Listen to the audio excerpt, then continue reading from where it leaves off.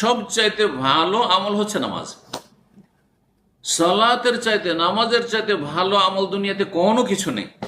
না বিরুল ওয়ালিদাইন, মাতা পিতার সেবা, না ভাই বোনদেরকে মানুষ করা যেমন প্রবাসীরা করছেন, না ভাই বোনদেরকে প্রতিষ্ঠিত করা, আর বোনগুলো সবগুলি বিয়ে দিলাম আর বাড়ি করে দিলাম, সব ভাইকে বাড়ি করে দিলাম আর বাপকে বাড়ি করে দিলাম। আরে ওগুলো নেকির কাজ, কিন্তু আপনার নামাজ না থাকলে ওগুলো জিরো। 5 ওয়াক্ত নামাজ না থাকলে সব জিরো। সুন্নতি তরিকায় আপনি ওযু করবেন, বেদাত মুক্ত ওযু করবেন, অতিরিক্ত কোনো বানানো দোয়া পড়বেন না মুরব্বীদের, যদি রাসূলুল্লাহ সাল্লাল্লাহু আলাইহি ওয়াসাল্লাম হাদিসে না থাকে, সহিহ হাদিসে না থাকে। আজকের এই মসজিদের বিষয়বস্তু কয়েকটি গুরুত্বপূর্ণ বিষয়। আমার সামনে 10টি বিষয় রয়েছে, প্রায় সবগুলি মোটামুটি আমাদের এই মসজিদের, যে মসজিদে বাহরাইনে হামাদ টাউনে বসে আছি, এই মসজিদের কর্তৃপক্ষ আমার কাছে 1 সপ্তাহ আগে পাঠিয়েছে যে বিষয়গুলির ওপর একটু আলোকপাত করতে হবে, আলোচনা করতে হবে। একটি পয়েন্ট আপনাদের সামনে পেশ করব, আর তারপরে সেই বিষয়গুলি সম্পর্কে যে ভুলভ্রান্তি রয়েছে সেগুলির ইসলাহ সংশোধনের চেষ্টা করব। আল্লাহ রাব্বুল আলামিন যেন তৌফিক দান করেন এবং আপনাদেরকে সঠিকটা জেনে আমল করার তৌফিক দান করেন। আল্লাহ রাব্বুল আলামিনের আয়াত দিয়ে শুরু করি। সূরা আ'লা, কাদ আফলাহা মান তাযাক্কা। প্রথম পয়েন্ট যেটি, সেটি শুরু করতে যাচ্ছি, সেটি হচ্ছে পবিত্রতা, তাহারা। পবিত্রতা, পবিত্রতা বলতে আমরা কিন্তু সাধারণ মানুষ বুঝি পবিত্রতা মানে শরীরের শুধু পবিত্রতা। গোসল ফরজ না থাকে, গোসল ফরজ হয়ে থাকে তো গোসল করে নেওয়া, ওযু না থাকে তো উযু করে নেওয়া, আর যদি উযুর পানি না থাকে, পানির ব্যবস্থা না থাকে, বা পানি ব্যবহার না করতে পারেন তো তেমন করে নেওয়া, এগুলো হচ্ছে পবিত্রতা। এটা মানুষের শরীরের নাপাকির ক্ষেত্রে।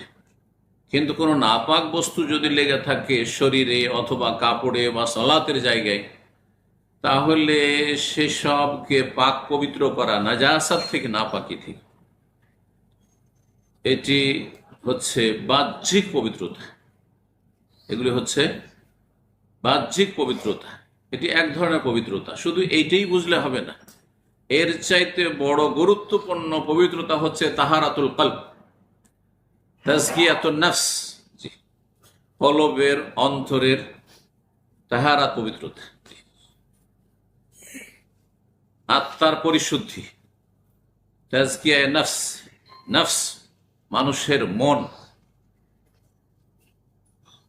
কলবকে কলব কেন বলা হয়? কলব মানে পরিবর্তন হওয়া। এখান থেকে উর্দু বাংলা ভাষা ইনকেলাব বলা হয়। ইনকেলাব মানে কি? বিপ্লব, পরিবর্তন, তাই না? তো পরিবর্তন হওয়া। তো কলব এই জন্য কলব যে ও মুহূর্তে মুহূর্তে ওতে চেঞ্জিং আসতে থাকে। जो लोग सिर्फ उर्दू समझते हैं उनके लिए पहला पॉइंट बता दूं, वही है तज़किया नफ्स। तहारत की बात है, और तहारत 2 किस्म की हुआ करती है। ये पहला मेरा नुक्ता है आज की जो है तकरीर का। तहारत हिस्सिया, ज़ाहिरी तहारत, ये जिस्म की तहारत, कपड़े की तहारत, नजासत से, हदस से, और जिस जगह में आप नमाज पढ़ेंगे उस जगह की तहारत। ये तहारत का एक हिस्सा है। इससे अहम तहारत वह है तज़किया नफ्स, नफ्स की पाकिज़गी। तहारतुल क़ल्ब, दिल का साफ सुथरा और क्लीन होना। तो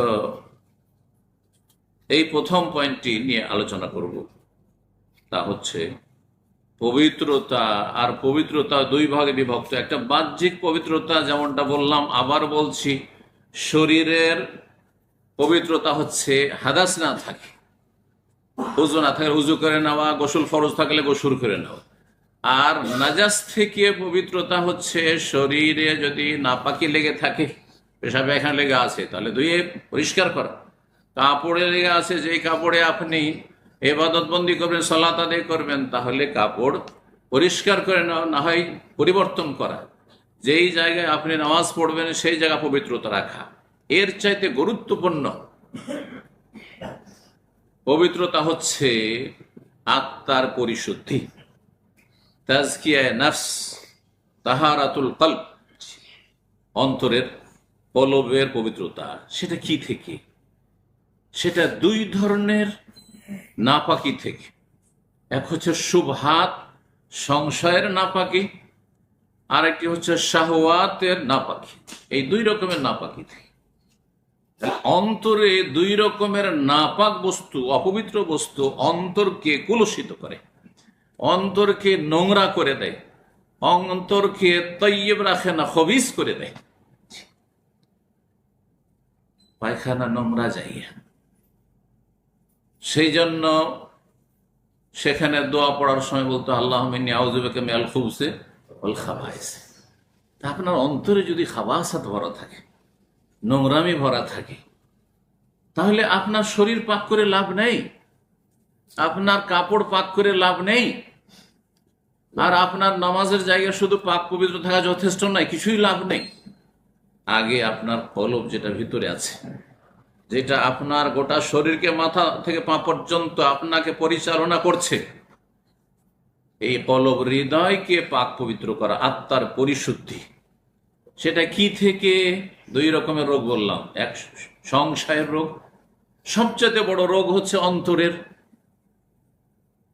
আর সবচেয়ে বড় নাপাকি খাবাসাত হচ্ছে শিরকের রোগ, কুফরের রোগ। অন্তরে যেন শিরিক না থাকে, কলবে হৃদয়ে যেন আল্লাহ ছাড়া অন্যের জায়গা না থাকে, দুর্গার জায়গাও না থাকে, দরগার জায়গা না থাকে। দুর্গার জায়গা থেকে হয়তো মুক্ত জন্মসূত্রে আপনি মুসলিম, আর যে অমুসলিম হিন্দু, তার অন্তরে দুর্গার জায়গা আছে, মূর্তির জায়গা আছে। আপনি মূর্তির নাপাকি থেকে পবিত্র করলো, আপনি দরগা, মাজার পূজা আর পীর পূজা আর কবর পূজা, এই যে কবর, হ্যাঁ, গৌস কুতুব আবদালকে এখানে ঢুকিয়ে আপনি আল্লাহর সাথে শরীক স্থাপন করেছেন, যার ফলে আপনার অন্তর একেবারে নাপাক খবিস হয়ে আছে। এই অবস্থায় অন্তরে যদি এই বিশ্বাস থাকে যে আল্লাহ ছাড়াও আল্লাহর ওলি, গৌস কুতুব আছে, তারা দিতে পারে, তারা উদ্ধার করতে পারে, তারা রোগ ভালো করতে পারে, তারা বালা মুসিবত দূর করতে পারে, তারা দুর্দিনে কাজে আসে, বাচ্চা না হলে সে তাদের কাছে ধর্ণা দিলে পাওয়া যায়, চাদর চড়াইলে পাওয়া যায়, ওরসে গেলে পাওয়া যায়, তাহলে আপনার নামাজ, রোজা, হজ, যাকাত, তাহারাত, ওযু, গোসল কোনো কিছুতে লাভ নেই, তেমন লাভ নেই, কোনো কিছুতে লাভ নেই। লাইন আশরাকতা লা ইয়াহবাতান আমাল, সব বরবাদ হয়ে যাবে, ধ্বংস হয়ে যাবে। তাওহীদ সবচেয়ে বড় ইবাদত হচ্ছে তাওহীদ, আনিবুদুল্লাহ ওয়াজতানিবুত তাগুত, মা লাকুম মিন ইলাহিন গায়রুহু। তাওহীদুল্লাহ সবচেয়ে বড় ইবাদত, সবচেয়ে গুরুত্বপূর্ণ ইবাদত। অন্তরে আল্লাহকে শুধু জায়গা দিতে হবে, দরগা দুর্গাকে মুছে ফেলতে হবে। সৃষ্টির পূজা, সৃষ্টির কাছ থেকে কিছু অসাধারণ আশা রাখা, সাধারণ আশা রাখা অসুবিধা নেই। মানুষ কাজে ধার কর্জা নিচ্ছেন, কিছু হেল্প নিচ্ছেন, চাইছেন, অসুবিধা নেই, ভাই ভারী বোঝাটা উঠিয়ে দাও। কিন্তু অসাধারণ কিছু, মরা মানুষের কাছে সবই অসাধারণ, অসম্ভব যে কোনো কিছু দিতে পারে। আর জীবিত মানুষও আপনার চোখের আড়াল থেকে দিতে পারে না।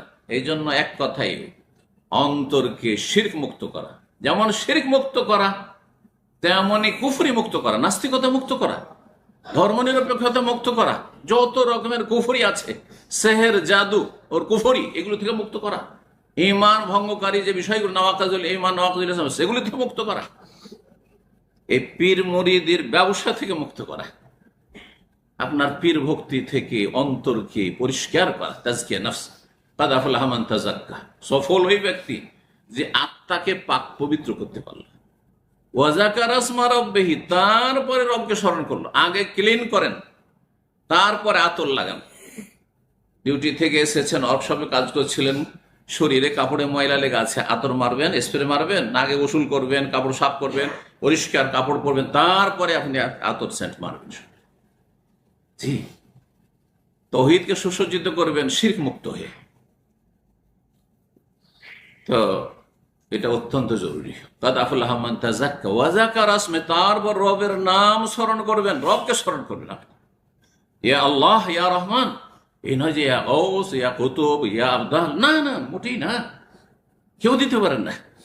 মা লাকুম মিন ইলাহিন গায়রুহ,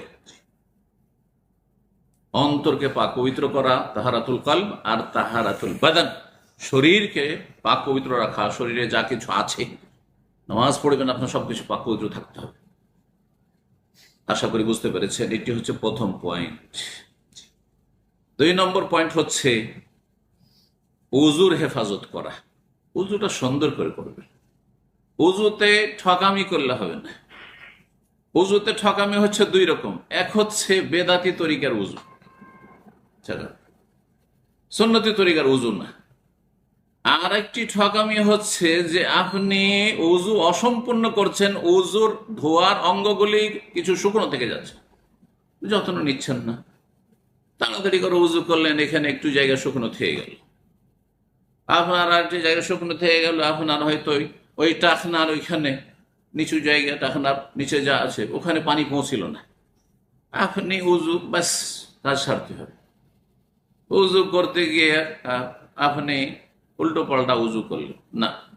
উজুর ফরজগুলি ঠিক রাখা, অজেবাত ফরজ অজেবাত ঠিক রাখা, সুন্নাতগুলি যথাসাধ্য পালন করবেন, বেদাত থেকে মুক্ত থাকবেন। উজুর বেদাতের ক্ষেত্রে আপনার নানা বেদাত রয়েছে। বেদাতি দোয়া কালাম পড়া, এগুলো পড়বেন না। সুন্নতি দোয়া পড়বেন আপনি শুরুতে শেষে, এই সুন্নতি জিকির আজকার রয়েছে। আর আপনি ও ঘাড় মশা করবেন না, গর্দন মশা করবেন না। গর্দন মশার বেদাত আমাদের সাথে, এদিক থেকে এতটুকু না, পুরো মাথার মশা করবে না, এদিক থেকে এতটুকু করলেন আর দিলেন ঘাড়, এই কাটিং না, এই কাটিং করবেন না। হ্যাঁ, এটাকে ছাঁটাই করবেন, এই বেদাতকে ছাড়তে হবে না। এক শ্রেণীর লোকেরা প্রত্যেক উজুর অঙ্গের এক একটি করে দোয়া আবিষ্কার করেছে।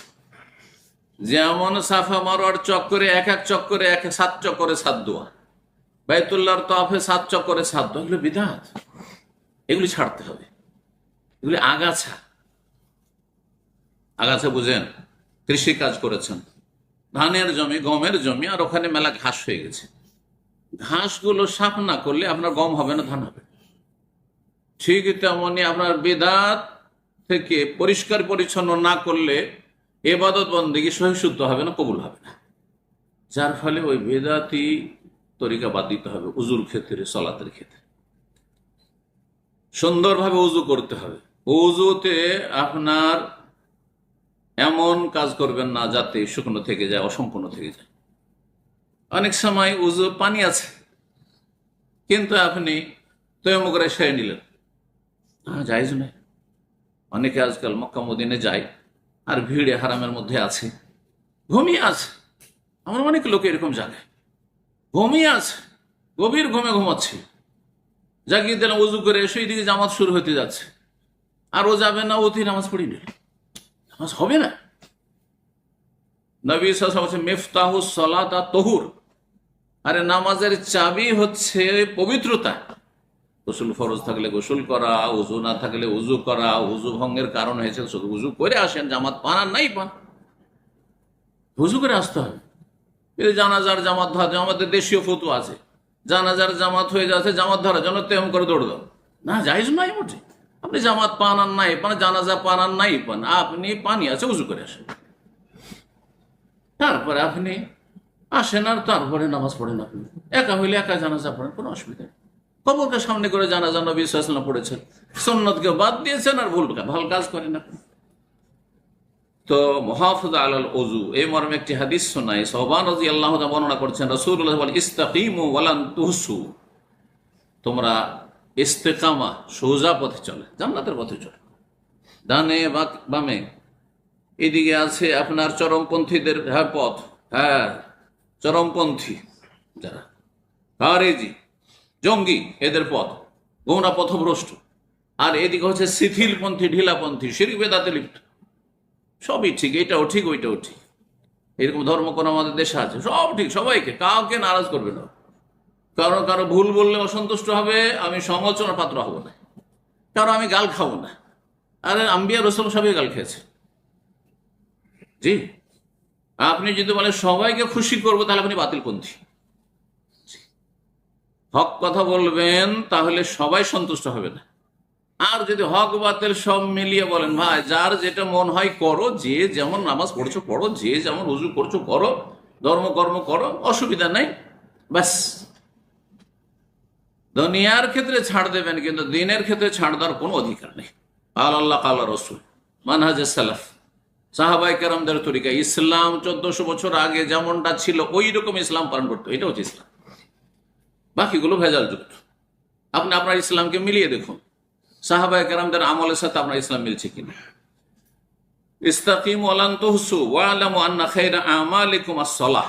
আর জেনে রাখো তোমাদের সবচাইতে খায়রা আমালিকুম, আর 5 ওয়াক্ত নামাজ যদি থাকে তারপরে ওই ফরজগুলি থাকে, ফরজটা ফরজের মতো করে, সুন্নাত নফলটা নফলের মতো করে, আপনার সব ইনকাম দিয়ে দিতে হবে আর বাপ ভাইকে, এটা ইসলাম বলছে না।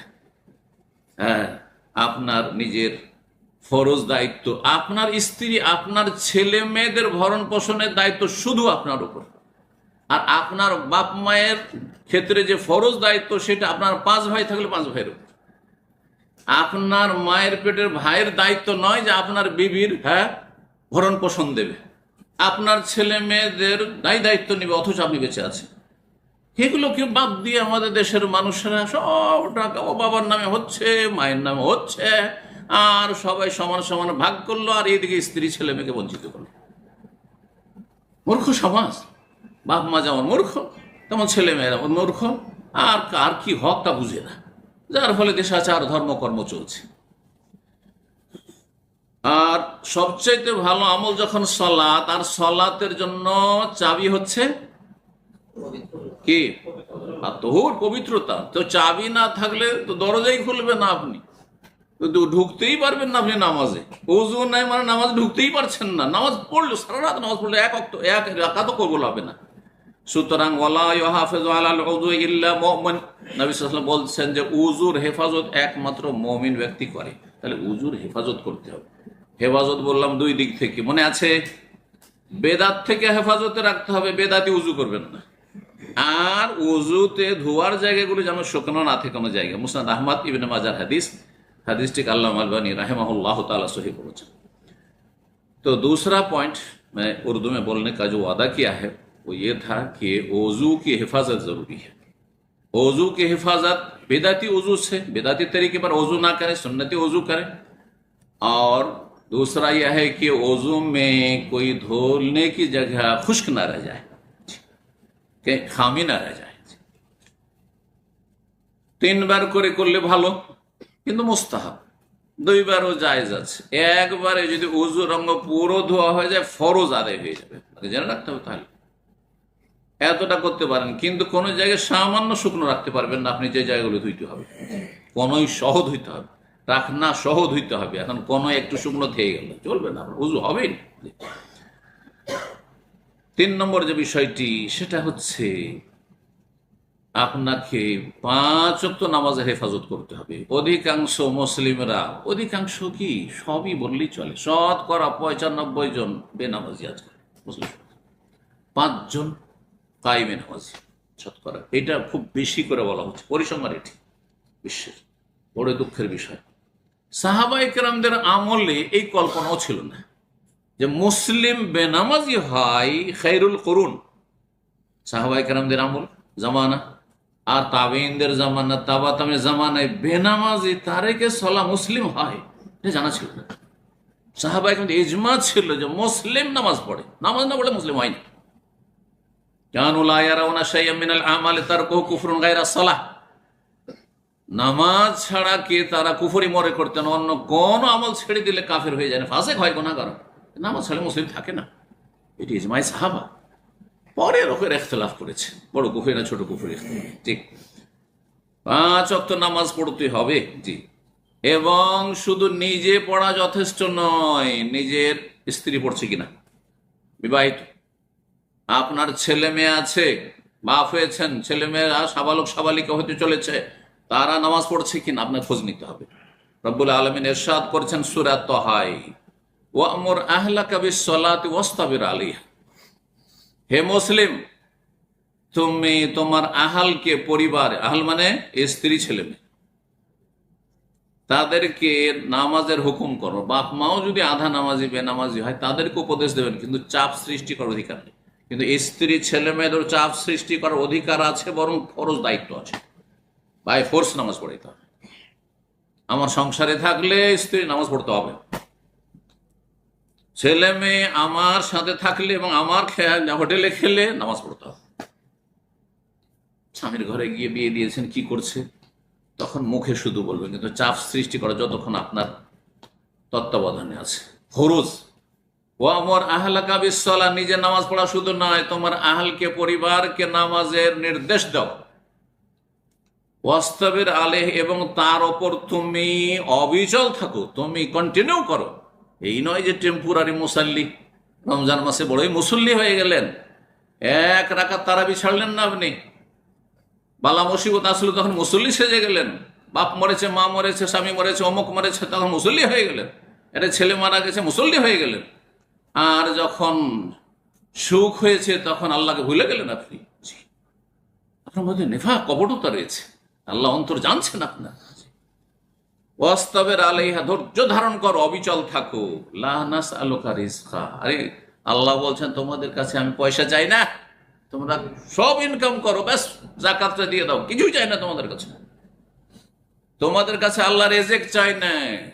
নাহনু নারযুকুকা, হে মানুষ তোমাকে আমি রিজিক দিচ্ছি, আমি দিচ্ছি। ওলামারা বলছেন নামাজের কথা বলে আল্লাহ রিজিকের কথা কেন বললেন? রহস্য শোনেন।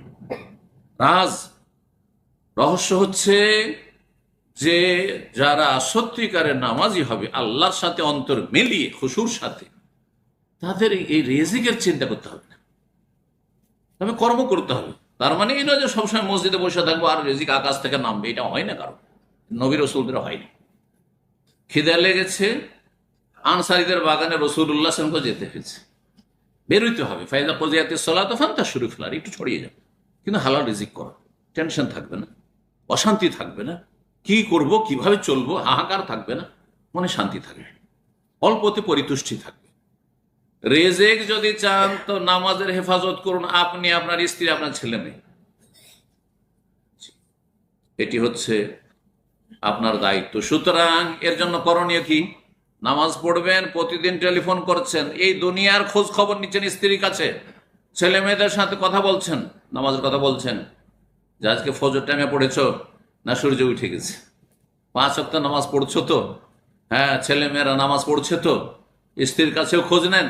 আর ছেলে মেয়েরা এখন 7 বছরের ওপরে হয়ে গেছে, 10 বছর হয়েছে, এখন প্রতিদিন খোঁজ নেন যে এরা 5 ওয়াক্ত নামাজ পড়ছে কিনা।